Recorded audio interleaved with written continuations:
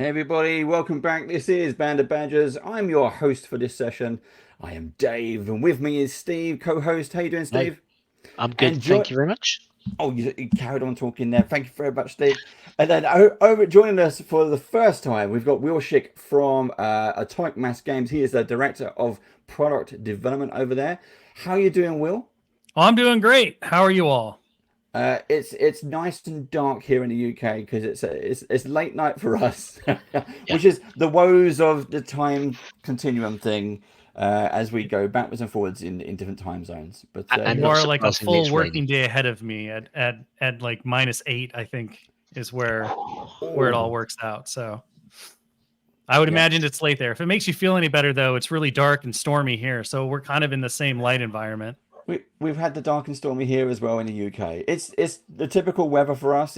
If you see it in the films where it's grey and cast over and wet, that's true. It is actually like that in real life. The movies don't lie, not always. Mhm. But thank you for joining us, Will. It's great to have something a little bit different on. We do lots of Q&As with game publishers and writers and creators and artists of all kinds. It's fantastic to get someone from Atomic Mass Games to come and join us, especially for you because you know all of the secrets at Atomic Mass Games. And specifically today, we're going to be talking about Marvel Crisis Protocol, which is I've got my original box here. I You only picked do. this up. I only picked this up last year at the UK Games Expo. So me and Steve both picked it up because so many people Mhm. were telling us about it, and mainly because I wanted a game that I could play with my son, he's Mhm. 8 Yeah. now, but he's 9 now, Yeah.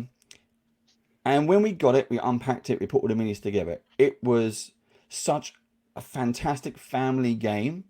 It's Mhm. unbelievable. It's become our number one game in the house. We play it pretty much religiously every Sunday. It is amazing. So, on one hand, thank you very much for that. That's what we That's like. what I love to hear. We are definitely into this. I think Steve's got a few kids as well. They all Mhm. enjoy this game. Steve. Yeah. My eldest son especially loves it. He hasn't beaten me yet, so he's trying, but he hasn't beaten me yet. It hasn't. The As I day How say, will long? come. The day will come. youth and skill doesn't outweigh old age and dirty tricks. So I tell you, well, on that, Steve, I tell you what, Jack, my boy Jack, he has, I've beaten him once, right, and I've never beaten him again. He's 9 years really, old. Yeah, he because the game we're gonna talk about this, but the game mechanic is so good that a child can beat an adult. Because I'm there thinking, I'll take it easy, I'll go around this way, I'll use the environment for cover, and don't and give him he an inch. Don't no just it go full and aggression. then he would like move some characters around. I'm like, oh, okay, he's just exploring. He's just come all the way around the back and just swamped me. I'm like, how? How is that even possible? But there's me trying to play chess and I'll take it easy on him, and then every single time he manages to somehow It, surprise me and beat me. the game mechanic is very simple to pick up. It's very Mhm. easy to just get up to speed. It is. Yeah, it's so easy to get into. Kids can play it. It's a great game. So this will bring us on to the first official question, All right. Let's and this do is it. for you, Will. So here we go. Why Marvel Crisis Protocol? How and why? We know that Atomic Mass Games has loads of Star Wars, Mhm. um, and Marvel is just a fantastic choice. Of course, it is the Mhm. range of stuff that you can do with all the different superheroes. But why Marvel?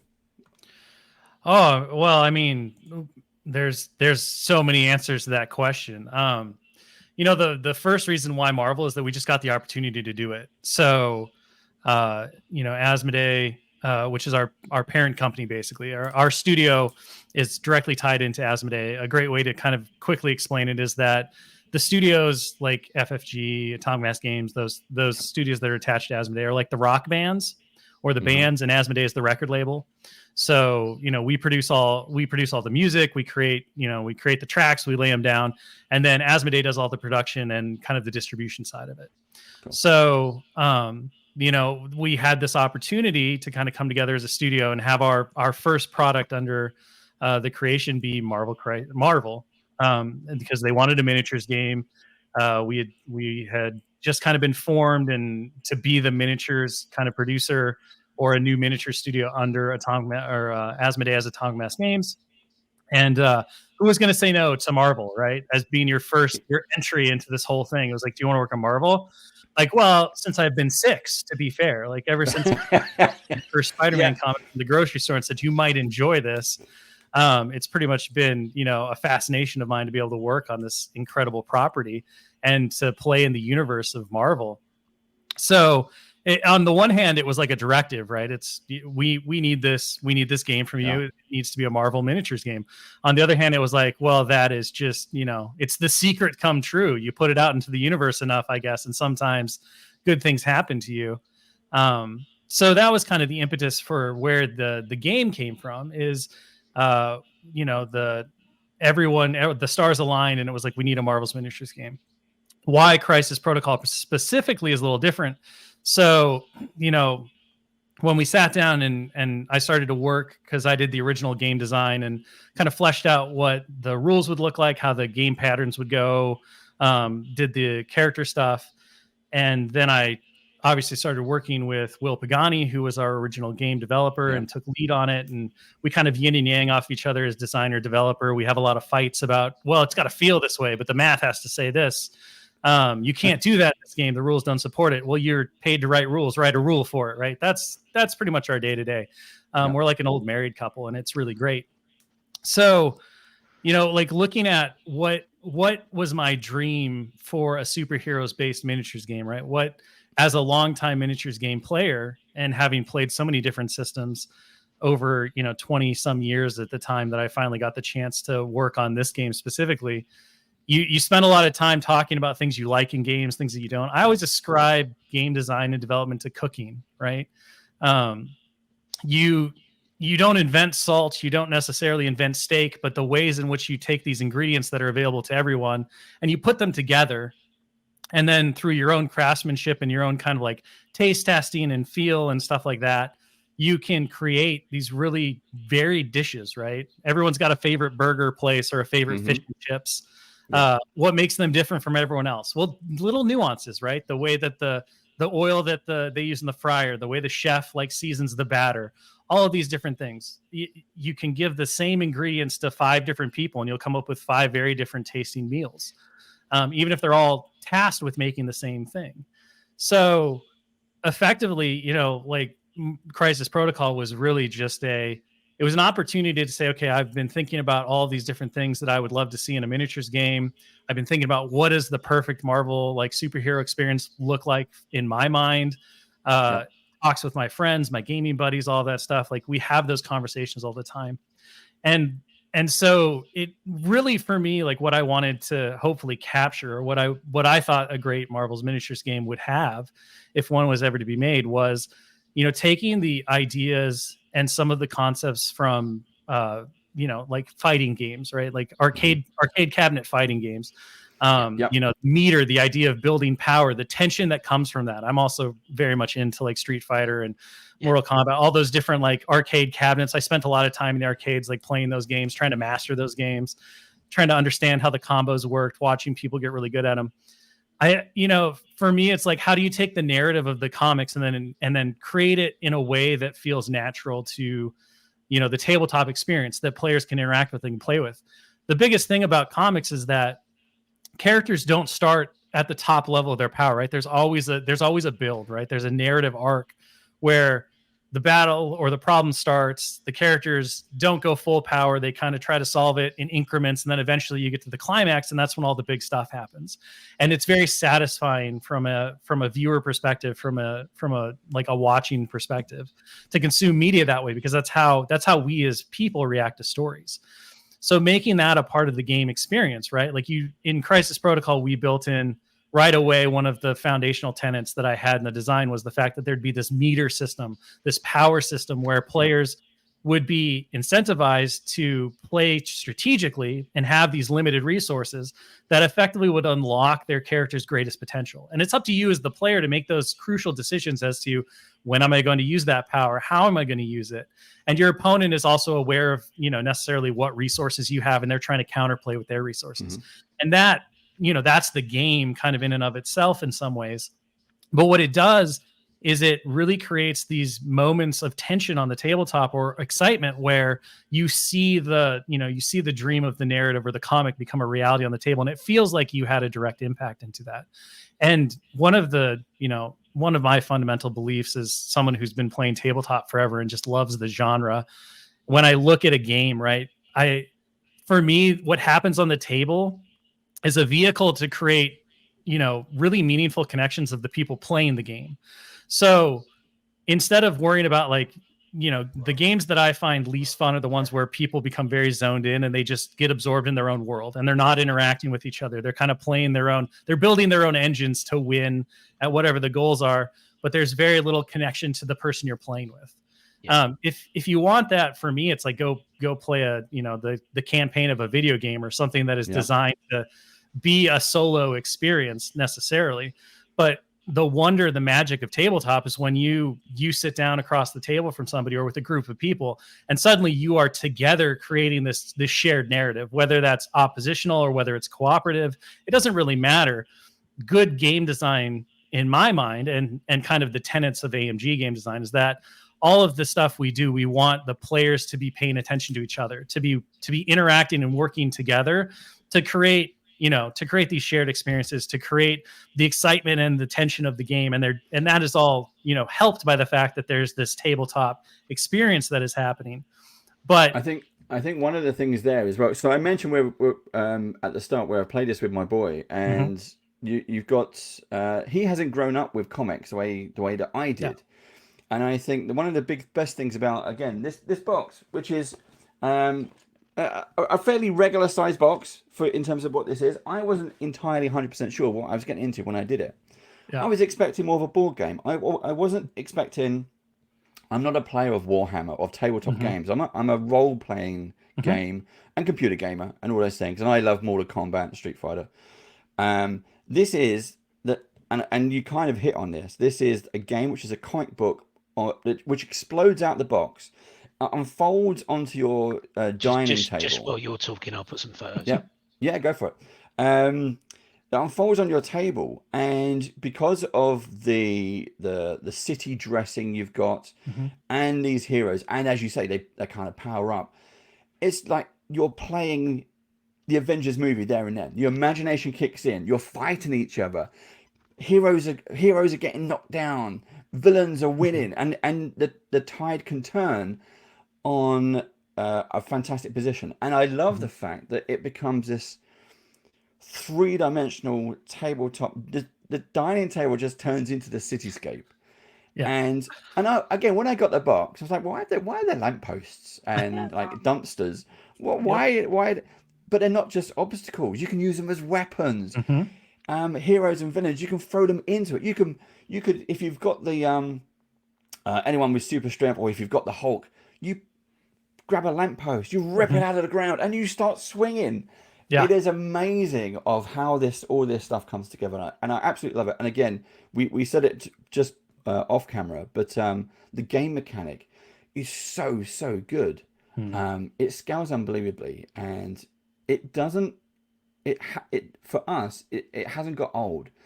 We always, it's kind of we've learned the game. We know we're kind of playing now. And I'm going to lead into another question here. I'll come back on script in a minute. Is the roster of characters. So you get a core box. You have goodies versus baddies. It's not just one-on-one. You get a good selection of teammates for both sides. Even though my boy won't let me be Spider-Man. But we do mix it up every now and then. We do have a mix of heroes and villains together just to kind of see who's going to win. But how did you come up with the core box? And we have the new core box in 2023. The new core box came out. It's different poses, the same characters. But how do you choose on the core box set? So, I mean, I think the biggest thing is just looking at, when you're looking at a starter, right? You want to have those characters that grab the attention of people, that steal that imagination. And whereas, had we made this game back in the 1990s, it probably would have been X-Men and Spider-Man, right? Yeah. Yeah. Like, because those were really the zeitgeist of the folks who were tuned in because of the X-Men animated series. X-Men comics were kind of in their like peak under the Jim Lee era and all that stuff at the time. The Avengers were still, there was an arcade cabinet game, Captain America and the Avengers, that you probably played, but otherwise you didn't see the Avengers very much. They weren't what they are today. But Yes. coming in, and developing this game in 2019, and well, for release in 2019, we were working on it before then, obviously. What was at the top of everyone's mind? It was Infinity War and Endgame. It was the Avengers saga, right? The thing we had just spent the last 10 years since the advent of Iron Man in 2008. So it was very easy to be like, okay, these are the characters, right? If you want people to, when people think Marvel and they see this core set and what are the stories they want to tell, it's going to be based on those characters, because they become so meaningful, not just to the people who had been engaged with Marvel and comics for the last, maybe 60 years in some cases, but to a whole new generation of kids, of adults, like everything, right? So you kind of look at that and you say, okay, well, what is going to capture the imagination right out of the gate? What is that experience that everyone's going to look at and be like, I want to tell those stories. I want to interact with these characters. I want to take charge of these people. And you kind of put them together. So you start obviously with the heroes. And then the goal was, as we started picking the heroes to go in the core box, we said, okay, who is their opposite, right? Who's their classic antagonist that people are going to think of? So Captain America, of course, you have to have Red Skull. Iron Man, you kind of look at that and you say, okay, well, Baron Zemo is another really great he kind of goes with Iron Man a little bit. Red Skull kind of goes with Iron Man a little bit. Zemo definitely goes really well with Captain America. I love Zemo as a character, so I really wanted him in there. So we kind of threw him in there. Crossbones is just a great, like, he's so great in the comics as just, he's the guy that he's the mini boss almost before the big boss shows up. So getting him in there and kind of giving him some screen time in terms of the box was really great. And he paired really well against Black Widow, kind of as these characters who they don't have over the top superpowers, but they're still very powerful in their own right. And they get to do stuff.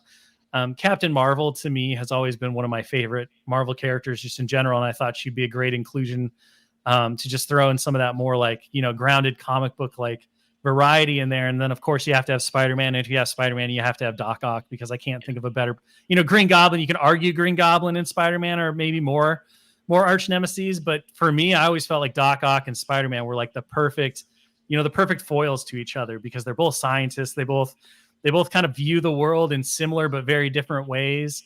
And the chance to do like big tentacles, right, was just too much. I mean, the miniature is fantastic. The pose is great. But yeah, I completely agree. But that's also because we've seen Doc Ock in the comics and how that character's grown. The fling he had with Aunt May, we'll ignore that. But Tobey Maguire, Spider-Man 2, great film. We had a fantastic partnership of those two characters, and that was great to see. So I completely agree. I think Green Goblin, not a great fit in the core set. Spider-Man and Doc Ock, when they meet across the road in this game, as we've all played, yes. Yeah.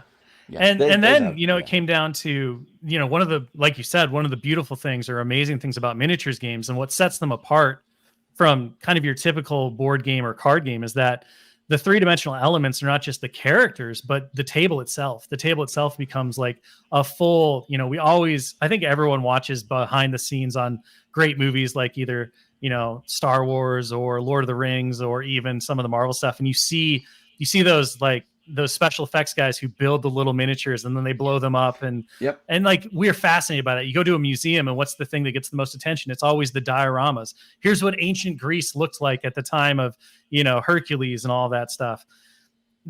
Something about the human brain just keys into seeing the world, but in miniature form, like nothing else. It fascinates us. It captures our imagination. And so then it became, like, okay, we're going to we have to have terrain in this game. It's super important. It's going to be a core tenet that, people are going to throw terrain. They're going to use it as weapons because that's what superheroes do. There's no way that it couldn't be that. But then you say, okay, well, what sets the stage? What do you think of when you think of like the really classic Marvel battles?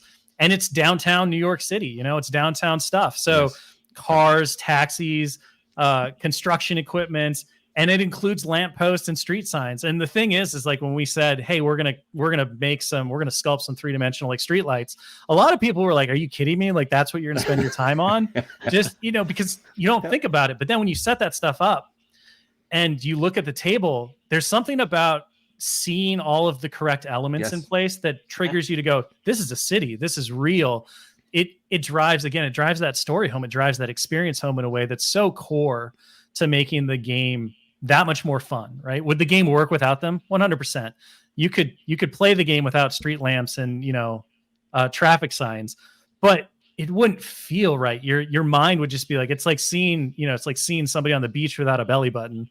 You might not realize why they look weird to you, but you're like, there's something's not right. Something's not right about that person. I can't put my finger on it. Yeah. They're just things that are, you know, we're so keyed into to saying this is how reality works. And we want, you know, even though it's a fantastical representation of Marvel superheroes and villains fighting across, you know, our tabletop, we want that experience to be as real as possible so that you can get you and your opponent can become lost in the story that you tell together. And that, you know, so we made some street stuff in a dumpster, and it was the best time we ever had. It does play into the mechanic as well, though, because the position of those items can give you such a strategic and tactical advantage. It really can. Yep. One thing I have to chime in on as well, and I will put the artwork up again, is the fantastic miniatures, very easy to put together, and you know, painting, I guess, is a big part of it as well. And it's not everybody's cup of tea, painting miniatures, but you see some of the paint examples like on the screen here. They look fantastic. You know, what advice would you give to new players just starting off with this hobby, so they're not sort of intimidated with this great artwork and great examples you can find on the internet on you know, going about painting some of this stuff, because it's the terrain as well that looks so great when painted as well as the miniatures. Yeah, so I mean, the very first thing I always tell people whenever I'm talking about miniatures games or introducing them to a game like Crisis Protocol is one of the awesome things about the gaming experience is that you get to paint these miniatures. You get to make them truly your own. It becomes much more than just a collection of characters and things. Exactly, right? That's you. That is your art. That's my Iron Man. That is, and no one else will ever have anything like that. And the fact of the matter is that it's a journey, right? There's no destination.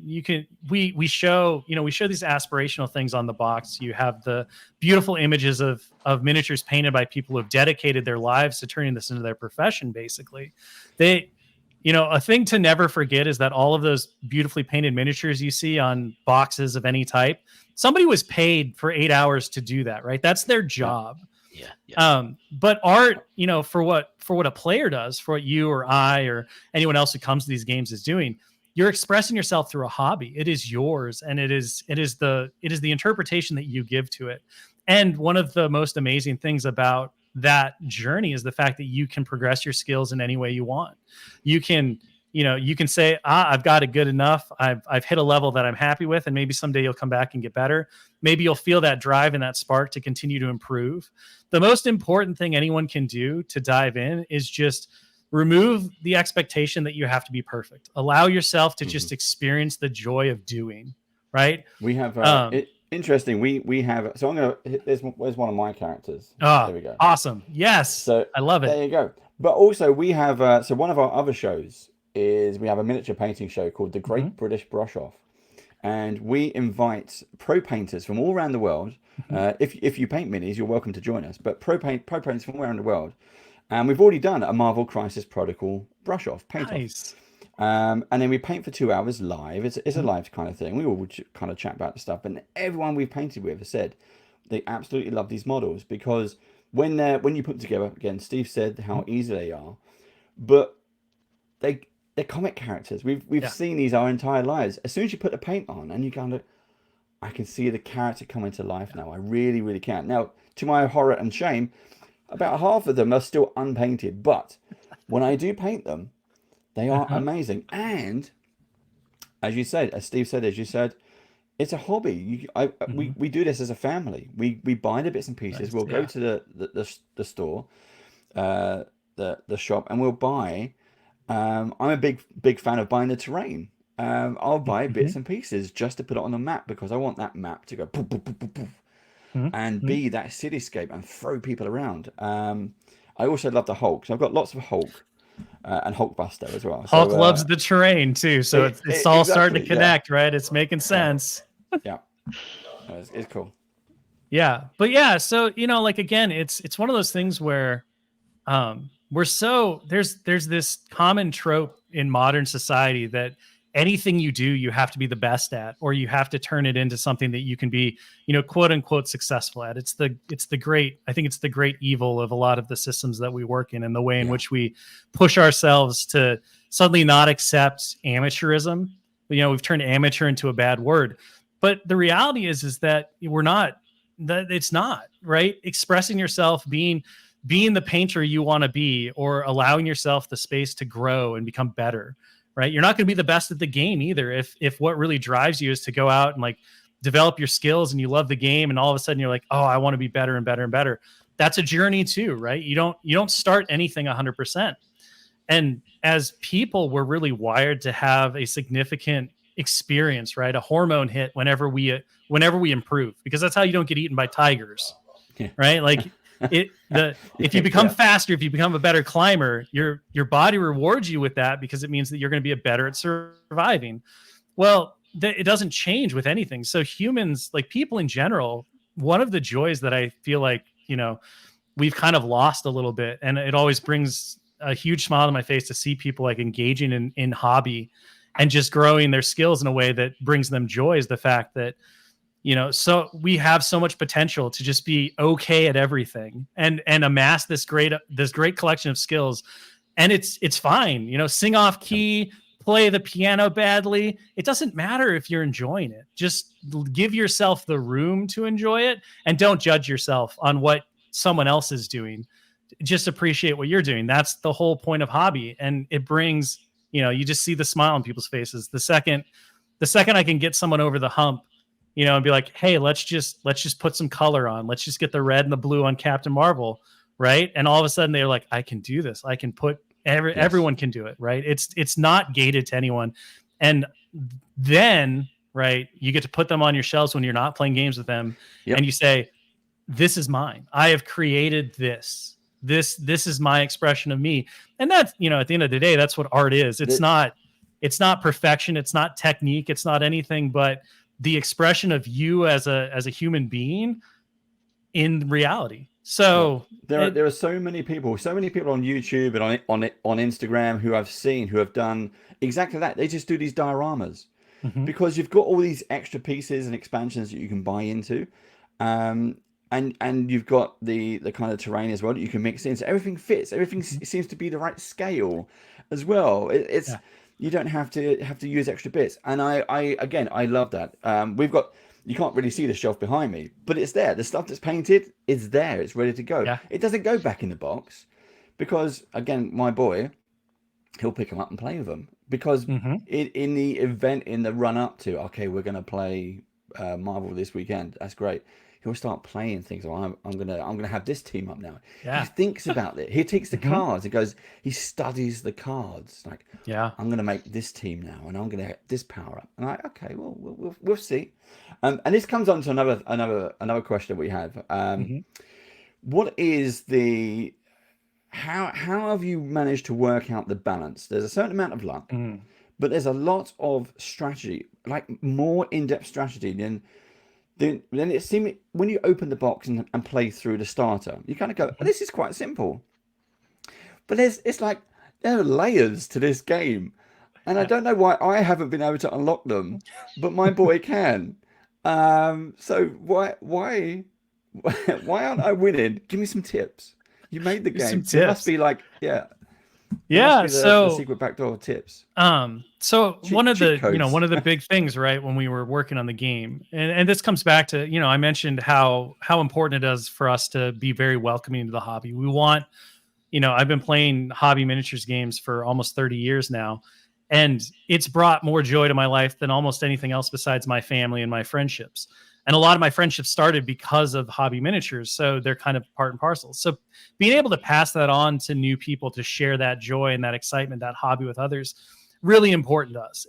And games are the same way, And so we really worked hard. I talk about a complexity budget when I get into my dev and design panels, right? You set up a complexity budget. You can make any game as complex or as not complex as you want.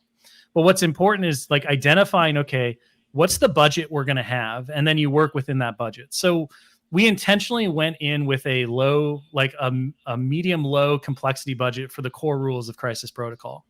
We eliminated complexity wherever we could, and then we put those points into places that we knew were really important.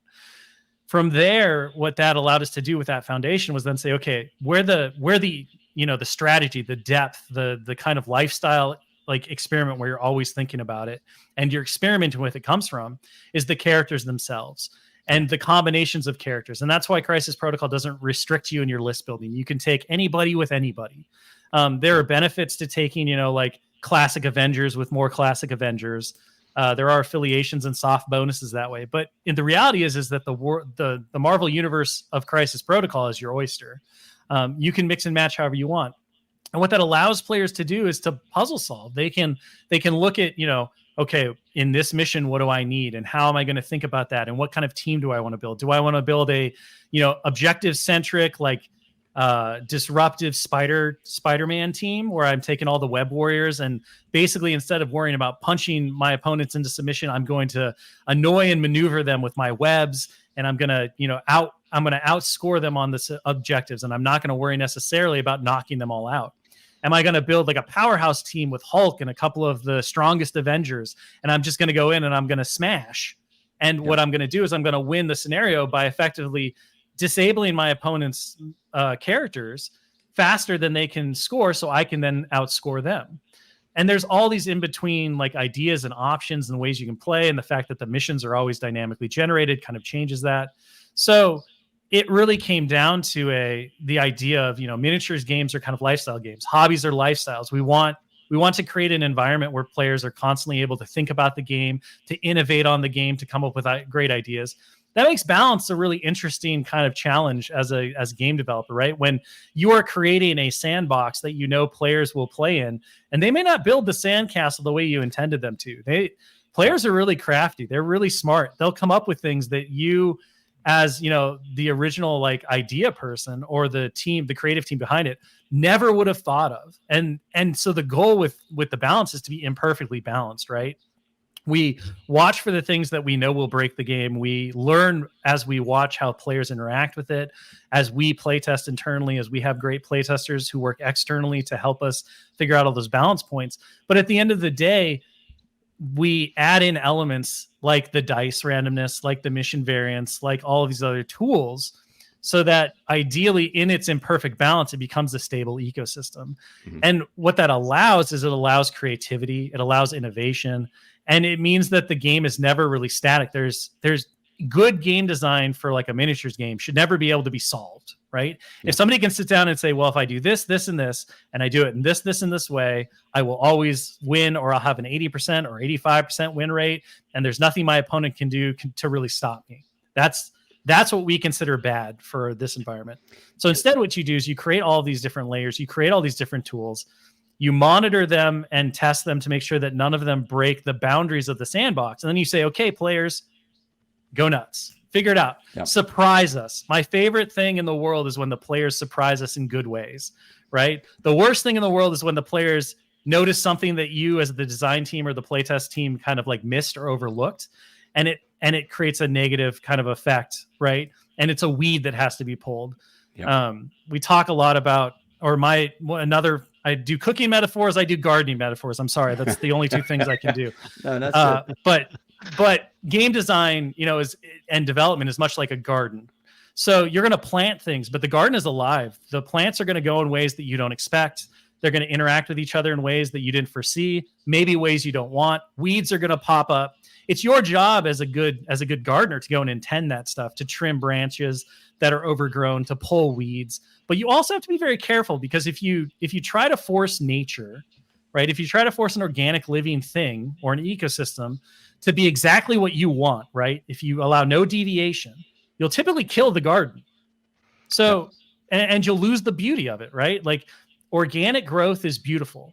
Non-straight lines are beautiful. Nature puts them in all the time.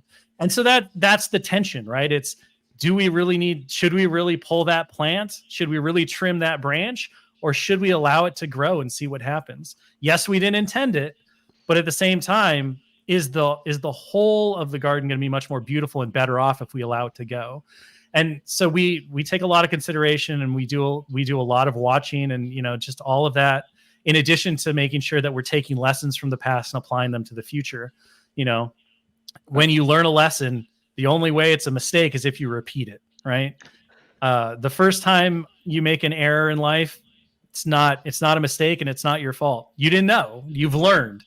If you do it again, that's when we start to consider it as kind of a problem, because you should have learned some lesson from it. And so I tell people all the time, when we're talking in communities and stuff like that, look, we're not perfect. We're going to make mistakes. There's going to be things that come in a little overpowered, a little underpowered. We might miss an interaction somewhere along the line. In those cases, we're going to address it in the best way that's possible for the game. We're going to move on and learn that lesson. One of the things, one of the things I've liked about this, rewind a little bit to where you talk about stories, is I've used it as a vessel to run some stories for my boy that he's not aware of. We were talking before we started recording about love of comics. Secret Invasion in comic form. There was a scene in that where a shuttle or a thing kind of landed, and all of these heroes from the past came out, and they're like, "Hi, we're back. We've been seen. We've been in the shuttle since Secret Wars many years ago, and we're back." And they're all still wearing their old uniforms, and people are going, "Oh, what's this about?" Now we as the reader know what's going on, and you do that. So I did that to my boy on his birthday. I got the little kind of extra. I got like a little cardboard spaceship. I got some minis that I knew, painted them in the right colors, and some of them are actually available as well. And had them in there, and he did not know what was coming. I made up the stats. I made up the numbers. I had some of the ones I had. I made up.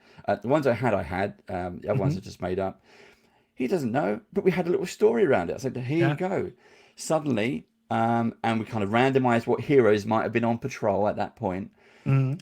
Spider-Man and Daredevil first on the scene. Spider-Man's great. He's all powerful. Daredevil wasn't too sure.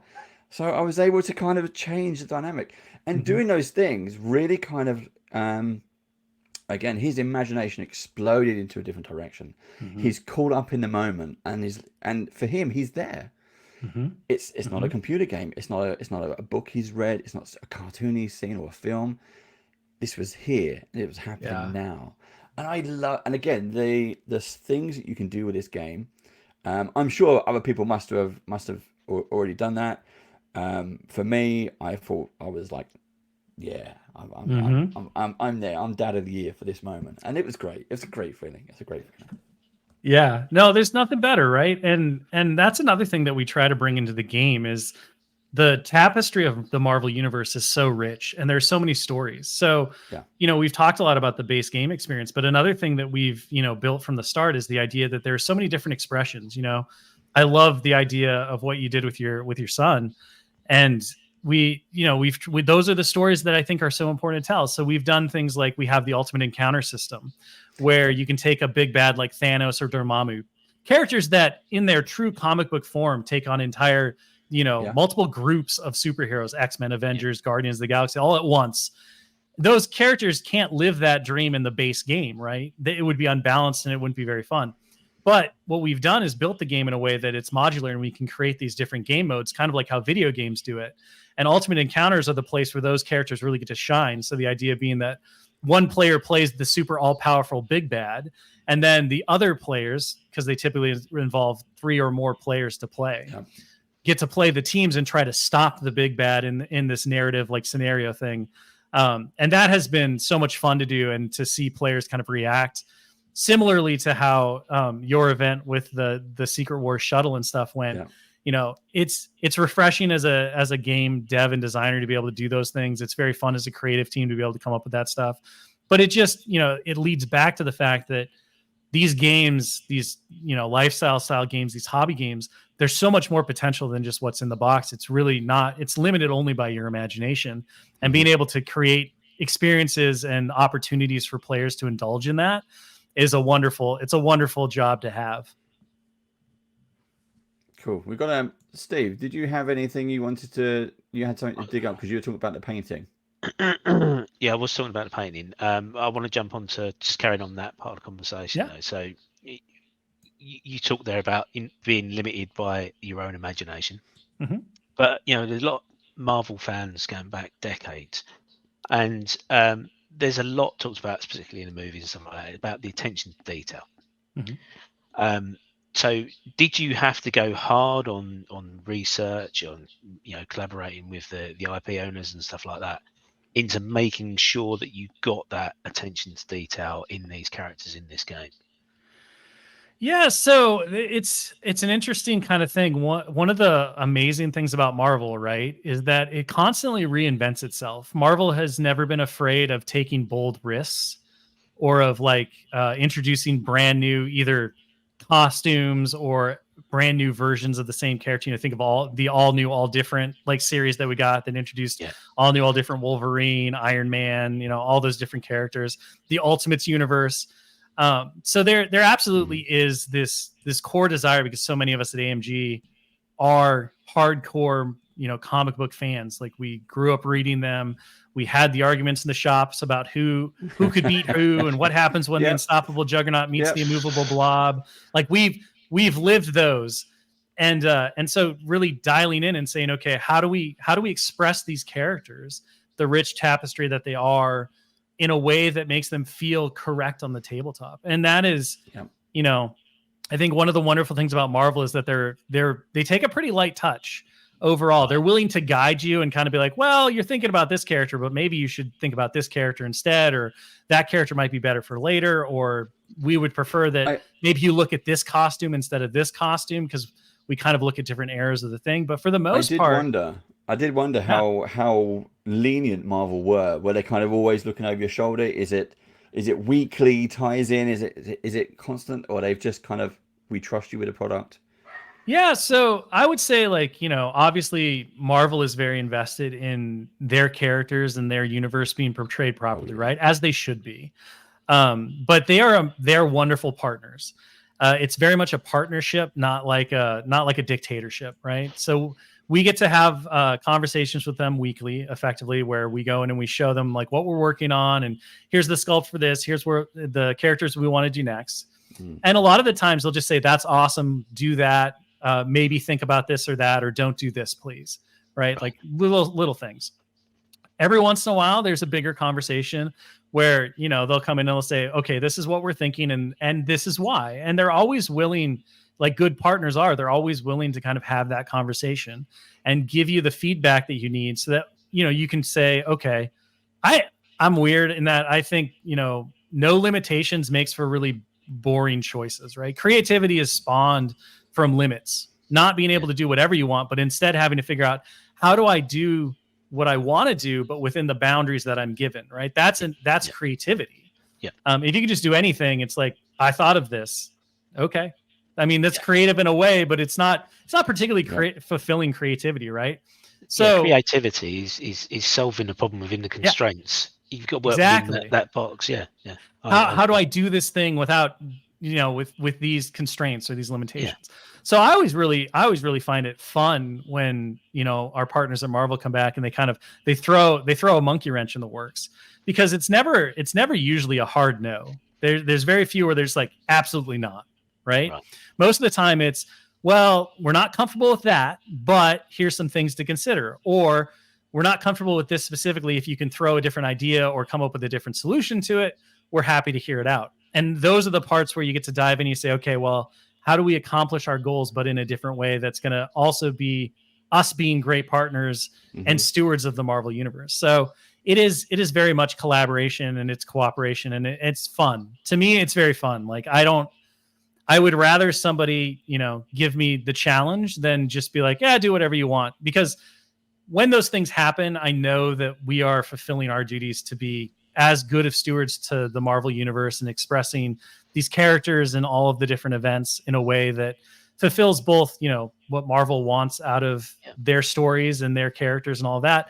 But also it always makes me feel really comfortable that when players get these things in their hands, they're going to feel it too. They're going to say, hey, this is a really great interpretation of Spider-Man. I wish he had this and this and this.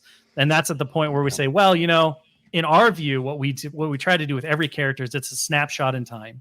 Yeah. So it's, the Spider-Man from the core box is very much the like 17, 18-year-old Peter Parker. He's freshly going to college. He kind of has his life, his powers figured out, but he doesn't have his life figured out, and he's not at his peak. So yeah, he's not as strong as, the Captain Marvels of the world, or maybe some of the other characters. And then we get to release Amazing Spider-Man, and Amazing Spider-Man has an entirely different miniature. It's him like swinging around an exploding Daily Bugle antenna. It looks amazing. Amazing Spider-Man is the Spider-Man that most people think about who are Spider-Man fans, right? He's in his mid-20s.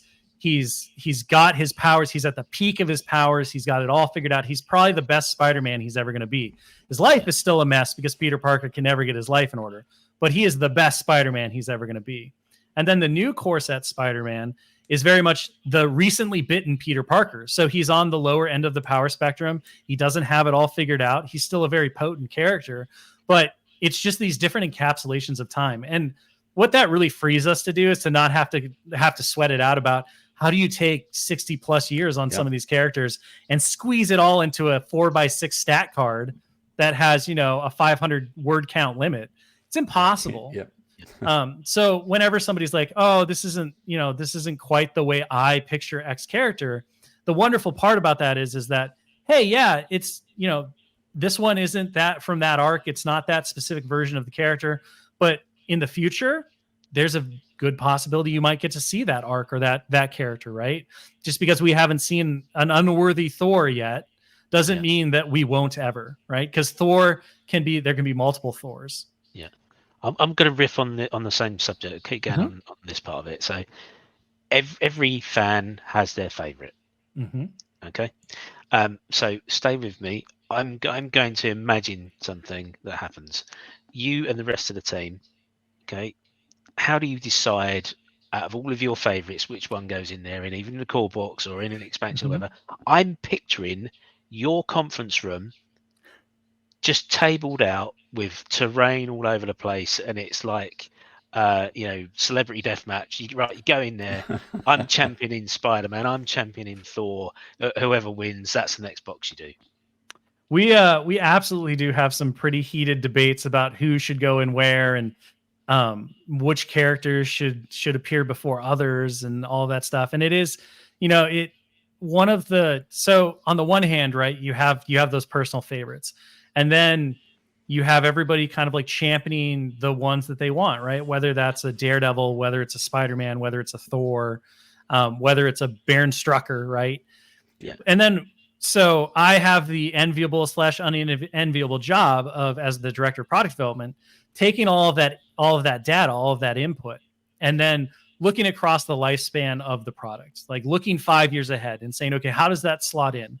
How are we introducing things in a way that organically builds on what is there, right? You don't want to just toss in, a random character. Like let's say we grab, I don't know, pick a favorite of yours, and Moon Knight. Let's say we grab Moon Knight, right? And we throw Moon Knight into the core box, or we throw Moon Knight into his own pack at the start.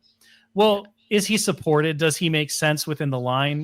We did introduce Moon Knight with Blade, and in doing so, we were able to introduce the Midnight Suns. So the idea of these, the team that goes and fights what bumps in the night, they're the vampire / monster hunters of the Marvel universe. And by doing that in a cohesive way, right, we were able to add a new building block to players' arsenals, not just to bring in Moon Knight and explore what Moon Knight as a character could do, but also to give Moon Knight context, to give an instant place for him to find a home, and for players to have those things that like enhance the stuff and kind of enhance the story of Marvel Crisis Protocol. I think one of the fun things about the way in which we get to build out the game is that there is kind of this, even though there's no like true narrative, there is kind of this story arc of these characters get introduced into the game. What impacts do they have? Which teams do they wind up on? How do players utilize them? Sometimes brand new affiliations spring up into the game. How do they like shift the balance of power?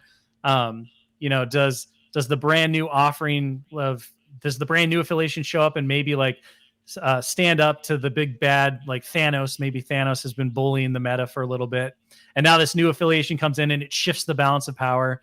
Like even in the act of releasing these characters, we do get to tell a story and we get to make meaningful impacts on how players are engaging with the game. And so that becomes a really big part of like making sure that plan is cohesive and it makes sense. And yeah, we want to get to all these characters, but every character has the correct time to kind of come in that will make their impact felt even more so than what it would be if we were just like scattershotting out everybody's favorite pick. Yeah. Understand. Well, one of the things we got as well is so if everyone who's watching this, thank you so much. Steve, just throw up the link again, because what I want to pick on now, we're gonna come into the last few minutes, last 5 minutes, but I always like to get people to tease what's coming up. But one of the good things is atomicmassgames.com/MCP. If you go there, for those of you who are listening and watching this, go to this website, check it out, because one of the best things I saw, I was trying to think out about how you manage to keep games fresh. And I've seen what's coming soon. The Wakanda set looks amazing. I mean, this thing is the Panther Mountain. You've got the backdrop there. You've got this waterfall effect, plus all of these dressing extras. Yeah, that looks utterly amazing. Where did that come from? Or was that just kind of like we've done a city? We've continued, and you have all these different dressing items for it as well. We know are available. Is this the new direction where we're going for this year? And can you tease what's coming after Wakanda? Yeah. So again, talking about like the 5-year kind of outlook and how we build out these things. It's also really important to us to give different environments to the Marvel universe, right? So we have like the cosmic terrain that builds out kind of the Guardians of the Galaxy, the Black Order, the Inhumans kind of thing, where you can set your battles off Earth. We have the city terrain, which is kind of the most common Avengers style setting, and then we really wanted to go into Wakanda, and so we had this opportunity to kind of do that around some of the newer Wakanda releases, but also we have kind of this idea as a studio, talking about the hobby, talking about being inspirational and giving players the opportunity and painters to really advance their skills and do things that are inspiring, right? The idea behind rival panels is taking, effectively our idea was, what if we took these iconic moments from Marvel stories, Spider-Man versus Doc Ock, Sabretooth versus Wolverine in an abandoned Weapon X bunker, Killmonger challenging King T'Challa for the throne on the Warrior Falls, right? And we turned those into fully kitted out miniature dioramas, things that people could immediately, build out of the box. They didn't take any specialized hobby skill necessarily, or, a degree in movie special effects to put together. They were just, another really cool piece of terrain that integrated with the miniatures. And that could be awesome on the tabletop to set up your Wakanda display or your tabletop, your battlefield. But also you could put them on the shelf afterwards, and you could have one of those amazing dioramas that you talked about earlier in the show, seeing these people on YouTube and these hobbyists on YouTube make. But you, as just you, could do it, and it would be there, and it could be a thing that you could be a springboard to going into more and more advanced techniques and things. And so that really drove the idea behind, okay, we're going to do Warrior Falls, and that's going to be kind of the centerpiece, and then we're going to do all this cool Wakanda terrain, and that's going to allow players to really dive in and tell stories within Wakanda with all the great Wakanda characters that are there, because these environments in Marvel, being able to kind of change the setting of your battlefield, it just helps you tell your narrative better. It helps you create linked stories among all of the games that you play with your friends and family. You can start in New York, and then you can have the bad guys show up in Wakanda, and then you can go off world to help the Guardians of the Galaxy fight Thanos. All of these different kind of events and experiences that can come together. And as far as like looking forward, right? So we're kind of in Wakanda. We're moving back to the X-Men here really soon. We have a whole new slew of of iconic characters that have yet to arrive in the game. You know, Professor X, Nightcrawler, Bishop. I saw We're Bishop. Bishop yeah. was amazing. Bishop was one of when Bishop first came into the comics. Mhm. He was like, "Wow, who is this? This is great." And it was fantastic. Yeah, absolutely. And so, you know, so we're going to go back to X-Men, and then even further forward than that, we're going to get back to the street level heroes. So we've shown off some previews for Shang-Chi and Silver Sable as a pack that's coming out. You know, and there's so many more cool places to go and characters to experience that we've barely scratched the surface on possible Spider People yet. So I mean we know we're going back there. There's always more mutants and characters to do. We've got a lot of cosmos to explore yet as well, in terms of, you know, different Guardians and different existential threats to the Marvel universe. You know, there's definitely some more big bads on the horizon that are going to come out and really test players and their abilities to either play in ultimate encounters or stuff like that. So there's just so many things on the horizon, and it's so exciting and weird to kind of be 2 years ahead of where everyone in the world is, because that's kind of our timeline. Our timeline to make some of these, we're effectively working 2 years into the future. Wow. Due to the plastic production and everything else. So, you know, I always say we get a double hit because we start working on it. It's really super cool. Yeah. And we're all very excited. And then we send it off to go get manufactured and produced. And that takes, you know, almost a year or more. And you kind of forget about it. And then the release date happens and you start seeing all the marketing. You're like, oh my gosh, it's real. Look at this. This is amazing. And then it shows up in the office finally, and you get your hands on it, and it's like it's brand new all over again. So we get to be excited before everyone in the world gets to see it, and then we get to be excited with everyone in the world who gets to see it. So it's, you know, it's kind of like having your cake and eating it too twice.